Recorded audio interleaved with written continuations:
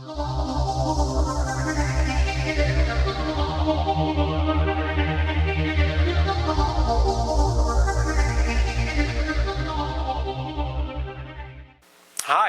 welcome to the chart of the month from Silicon Valley Mobility for May 2021.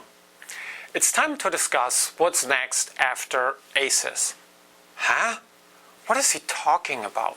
No, seriously. What will be the next big thing in Silicon Valley after electric cars, shared mobility, autonomous driving? Let me explain. I am convinced the future of personal mobility is going to be autonomous, connected, electric, and shared. ACES. However, the hype of the past 10 years is clearly losing steam. In Silicon Valley, my observation is that trends last 20 years max, with a hot period of 5, maybe 8 years. So what's next? Anyone? AI? Has been around for some time, and that's also autonomous driving. Not the next big thing. Fintech, crypto, medtech, wellness, meatless burgers or oat milk? Okay, maybe next big thing, but not in our beloved mobility field. I'd say eVTOL or flying taxis. Those are generating a lot of hype, collecting big checks and attracting top talent. Look at this recent headline from the Silicon Valley Business Journal. Uber and Lyft are so last decade. And here is what I see. eVTOLs are the next batch of SPAC mergers after AV, EV, LiDAR companies. eVTOL generate beautifully visionary pitch decks promising us ultimately safe, efficient and enjoyable mobility, such as this one from Joby. eVTOL companies also have gotten a lot of media and investor attention lately, together with big drama around talent poaching and IP fights. All that sounds pretty much like the past 10 years in autonomous and shared mobility. So, what exactly are eVTOL? Okay, it stands for Electric Vertical Takeoff and Landing. The term speaks for itself. Also called flying taxi, mini helicopter, passenger drones, or even UAM, unmanned aerial mobility. Some of the basic parameters are range, that means how far can you go on one battery charge, and speed. This is where some of the eVTOL startups are situated on that landscape. The major contenders in Silicon Valley are Archer, a unicorn partnering with United, Joby, a unicorn that also acquired Uber's flying taxi program, and Wisk, backed by Google co-founder Larry Page and partnering with Boeing.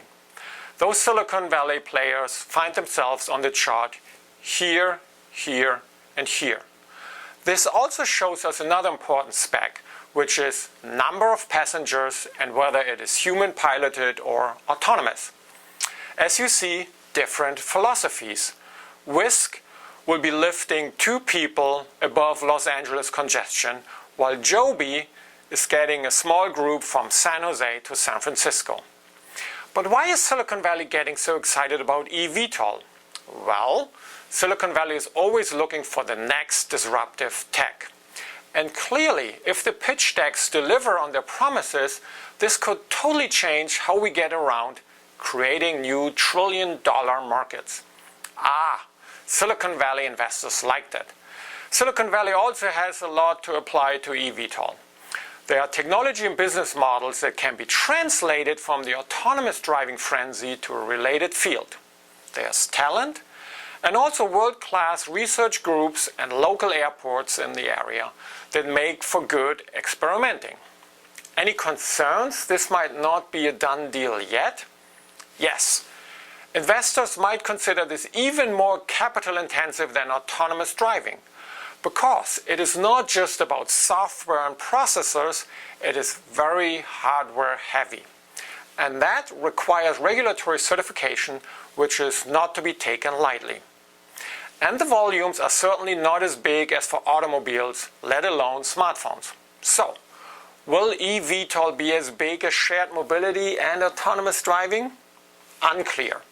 It is for sure gaining momentum while AVs and ride-hailing appear past peak. I'm also observing that young talent and seasoned executives are getting tired of the promises next year for sure we will have fully self-driving vehicles. They start to turn their backs to the former stars in new mobility.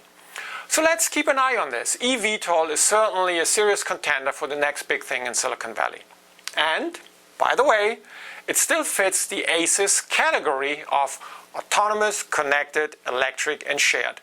Pretty well, just a little bit loftier. With that, let's look to the skies for what's next. Thanks for watching. Bye now.